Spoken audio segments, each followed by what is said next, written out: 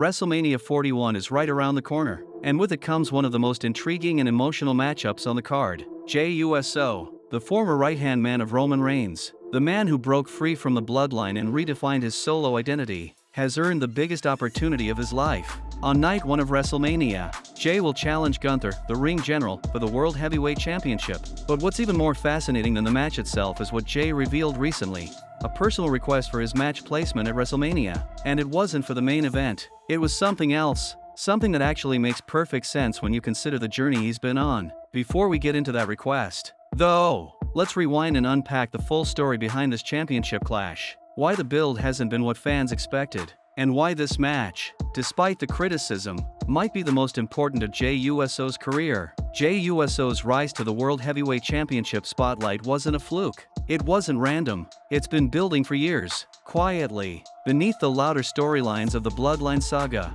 He was never supposed to be the breakout star. Jimmy was always seen as the charismatic one. Roman Reigns was the chosen tribal chief, and Solo Sikoa was the enforcer in waiting. But Jey, he became something special the moment he said "I'm out" and walked away from the shadows of his family. Fast forward to 2025, and now he's the man standing toe-to-toe with Gunther, arguably the most dominant champion in modern WWE history. But the road here hasn't been smooth.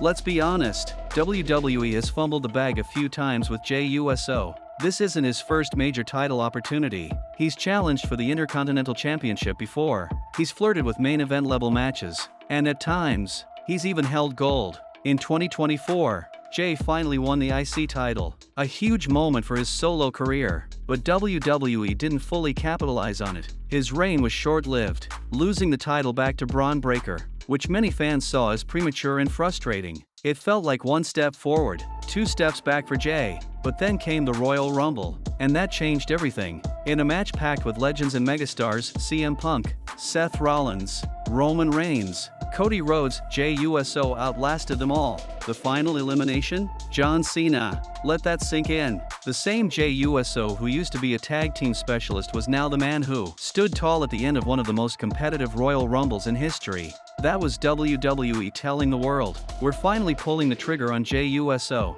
But what happened next left fans scratching their heads. Instead of keeping Jey Uso red hot, WWE made a strange booking decision. Just weeks before his Rumble win, Jey was placed in a match against Gunther at Saturday night's main event. It was a preview of their eventual WrestleMania showdown, but WWE made the baffling decision to have Gunther absolutely destroy Jey. No controversy, no screwy finish, just a clean, dominant win by Gunther. So now fans are expected to believe that the same Jey Uso who got steamrolled by Gunther just weeks ago is now a credible threat at WrestleMania? That's where the build has really fallen apart. From a storytelling standpoint, it was a misfire. Jey should have been protected from the moment he won the Rumble. He should have had momentum. He should have looked like the man who could slay the ring general.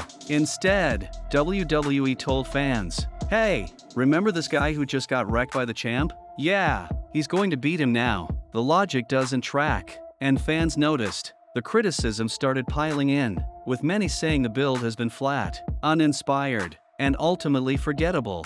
Then came Jey's surprising WrestleMania request. In a vlog posted by WWE on their Road to WrestleMania YouTube series, Jey opened up about what he really wants out of this match. And it wasn't the main event. He said, "Saturday night is my day. I'm on the first night, so I really hope I'm being detailed here, but I really hope I'm on first. Obviously, I wanted the main event. We know that's not going to happen, which is okay with me. I feel like if you're on the WrestleMania card period, that's something big. Man, it took me almost 10 years to even get on the main card, so I'm humble with this, but I want to go on first, night 1 if I can. At the very least, set the tone for sure." That's a powerful statement. It shows where Jey's head is at. He knows this match isn't going to close WrestleMania, and that's fine by him. He just wants the chance to set the tone. He wants to light the fuse that ignites night 1. And honestly, that's a brilliant move, because if you're not closing the show, the next best spot is opening it. The opening match of WrestleMania gets prime attention. It sets the mood. It gets the crowd buzzing.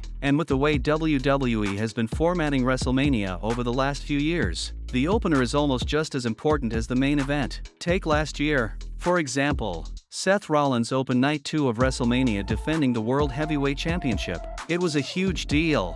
He lost the title to Drew McIntyre, who then lost it to Damian Priest. who cashed in Money in the Bank. That all happened in the opening segment. So yes, opening WrestleMania matters. It gives you time, spotlight, and emotional impact. Jey knows that. He's not playing politics, he's playing smart. And the truth is, the main event of Night 1 is already locked. CM Punk, Seth Rollins, and Roman Reigns will collide in a triple threat match that's been one of the most well-built storylines in recent WWE history. Roman's political allegiances, Seth's title run, Punk's redemption arc, it all adds up to a massive WrestleMania moment. So Jey and Gunther never had a shot at that top spot. But that doesn't mean their match can't be meaningful. Let's talk about Gunther for a second. This man has been on an absolute tear. He shattered the record for longest Intercontinental Championship reign. He turned what was once a mid-card belt into a main event attraction. He's disciplined, brutal, technically masterful, and has been protected like a future world champion since day one.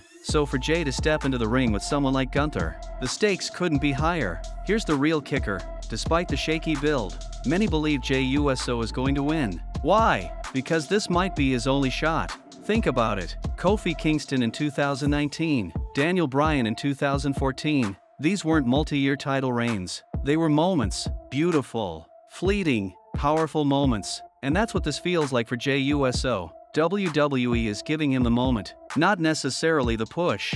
Not the multi-title, year-long reign. Just the moment. WrestleMania 41. World title on the line. And the YEET movement in full swing. Jey Uso's popularity has surged. The crowd loves him. The merch is selling. The chants are loud. And WWE, more than anything, is a business. As long as Jey stays hot through WrestleMania, and maybe a little bit beyond, that's all that matters to them. They can always pivot. They always do. But for right now, Jey is money. But fans need to recognize something. This could be it. This could be the mountaintop for Jey Uso. One night, one win, one title, and then fade. That's not a knock. That's how WWE operates. You get your moment, you make it count, and you try to ride the wave as long as you can. So if you're a fan of Jey Uso, this is your time to enjoy it. Embrace the story, savor the match, because this might be as high as it goes. And let's not pretend that Gunther losing is the end of the world either. He's bulletproof. One loss doesn't erase the legacy he's built. If anything, it frees him up for the next chapter. Maybe a move to SmackDown, maybe a feud with Cody Rhodes, maybe even the Universal Championship. Gunther has options. Jey may not. That's what makes this so special. WrestleMania 41 might not be the most perfect card. It has its flaws. It has its filler. But Jey Uso vs. Gunther is a match rooted in real emotion. It's about opportunity. It's about redemption. It's about breaking ceilings and writing history. Whether it opens the show or not, it's going to be a match worth watching.